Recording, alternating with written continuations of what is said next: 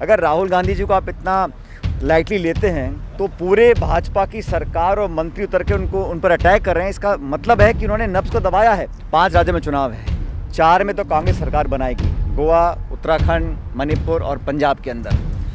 उत्तर प्रदेश में हम लोग बहुत पहले से मेहनत कर रहे हैं। मुझे लगता है जनता अच्छे परिणाम देगी। किसानों ने जो 700 लोग शहीद हुए हैं, जो 1 साल तक कील कांटे बिछाकर उन पर आरोप लगाए, इनको उग्रवादी बोला, अलगाववादी बोला, मुकदमे दर्ज किए, उत्पीड़न किया, वो भूल सकते हैं क्या? जो पहला चरण चुनाव का उत्तर प्रदेश का, उसमें पश्चिम उत्तर प्रदेश में जो विधानसभा क्षेत्र आते हैं वहाँ पे जनसंपर्क कर रहे हैं, डोर टू डोर कैंपेन कर रहे हैं।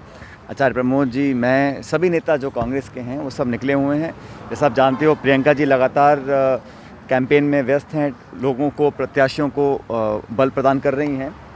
और मुझे लगता है कि जिस प्रकार की बौखलाहट भाजपा के अंदर है, जो उनके बड़े नेता जिस प्रकार के बयान दे रहे हैं, अशोभनीय टिप्पणियां कर रहे हैं, विरोधियों पर आरोप लगा रहे हैं, अनपार्लियामेंट्री लैंग्वेज का इस्तेमाल कर रहे हैं, तो बौखलाहट है। क्योंकि इस पूरे क्षेत्र में जो किसान आंदोलन हुआ, उससे केंद्र राज्य सरकार के खिलाफ एक माहौल बना हुआ है। मौजूदा स्थिति को और मुझे लगता है, आप शांत रहिए 2 मिनट के लिए।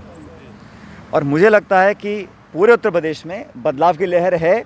सपा बसपा ने विपक्ष की भूमिका निभाई नहीं है, और प्रियंका जी ने और कांग्रेस ने एक विस्तृत रोड मैप तैयार किया है किसानों के लिए, नौजवानों के लिए, जिसको लोग पसंद कर रहे हैं। और राहुल गांधी जी ने जो पार्लियामेंट में कहा, उसका काउंटर करने के लिए जो तमाम नेता मैदान में उतरे हैं, बड़े बड़े मंत्री जो टिप्पणियां कर रहे हैं, अगर राहुल गांधी जी को आप इतना लाइटली लेते हैं तो पूरे भाजपा की सरकार और मंत्री उतर के उन पर अटैक कर रहे हैं। इसका मतलब है कि उन्होंने नब्ज को दबाया है। और बिल्कुल ठीक बोल रहे हैं कि 2 तरह के भारत बन गए हैं, गरीब और अमीर। जो खाई अमीर गरीब की बहुत बढ़ गई है, गांव शहर की बढ़ गई है। जो 10 सबसे 1500 सबसे अमीर लोग हैं, उनकी संपत्ति में इतना इजाफा हुआ है, खरबों खरबों बढ़ गई है। और 5 करोड़ लोग गरीबी रेखा से नीचे आ गए। तो राहुल गांधी जो बोल रहे हैं बिल्कुल सही बोल रहे हैं कि देश में जो खाई है, आर्थिक खाई बढ़ गई है, और चंद लोगों को फ़ायदा पहुंचाने के लिए सरकार काम कर रही है। जो निवेश हो रहा है, लोगों को भारत की संपत्ति, हवाई जहाज, रेलवे लाइन, बिजली कंपनियां, बीमा कंपनियां जो कौड़े के दाम पे बिक रही हैं, किसकी जेब में जा रही हैं? तो राहुल गांधी जी ने जो पार्लियामेंट में कहा, उससे भाजपा असहज है, परेशान है, क्योंकि सच्चाई बोल रहे हैं। और मुझे लगता है कि देश सुन रहा है और बदलाव की तरफ बढ़ रहा है। क्या कांग्रेस कुछ चमत्कार कर पाएगी उत्तर प्रदेश? पहली बात सुन लीजिए, हम 5 राज्यों में चुनाव है, 4 में तो कांग्रेस सरकार बनाएगी, गोवा, उत्तराखंड, मणिपुर और पंजाब के अंदर।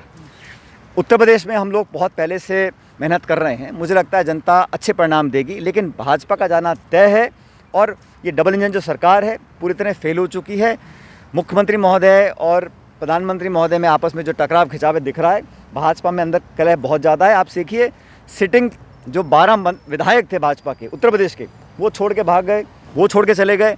जब पलायन हो रहा है सिटिंग पार्टी का, सिटिंग रूलिंग पार्टी का, तो आप समझिएगा डबल इंजन कहाँ चल रहा है। सब इंजन सीज हो गया, इंजन फेल है, बदलाव होगा, भाजपा का सफाया होगा। ओवैसी के काफिले पर जो है हमला हुआ है कि 2023 में राजस्थान से कांग्रेस को लगा, जब तक माला नहीं पहना हुआ, रात में खाना नहीं खाओ, उसमें क्या कहना है? तो बहुत लंबे समय तक भूखे रहेंगे, मैं ये कह सकता हूँ।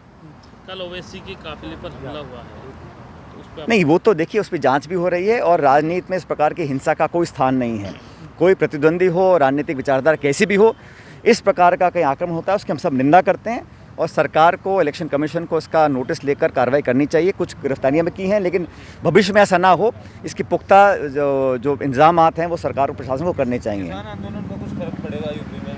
बिल्कुल पड़ेगा। किसानों ने जो 700 लोग शहीद हुए हैं, जो 1 साल तक कील कांटे बिछाकर उन पर आरोप लगाए, इनको उग्रवादी बोला, अलगाववादी बोला, मुकदमे दर्ज किए, उत्पीड़न किया, वो भूल सकते हैं क्या? और किसान को आज भी ये दुख है कि आज बजट में 90 मिनट के भाषण में 2.5 मिनट का भाषण कृषि के ऊपर रखा, एमएसपी पे कोई बात नहीं करी, नरेगा का, ग्रामीण विकास का, कृषि का बजट 1 लाख करोड़ कम कर दिया, गरीब की जेब पर डाका डाल रहे हैं और चंद उद्योगपतियों की मदद कर रहे हैं। ये कौन सा व्यक्ति, कौन सा किसान जो स्वाभिमानी है इस बात को बर्दाश्त कर सकता है? क्या भाजपा का हिंदू मुस्लिम जो फैक्टर चलाती है भाजपा, चल रहा है इस पर? वो सब फैक्टर फेल होंगे। इनकी कोशिश यही है। 80 बनाम 20 का क्या मतलब है?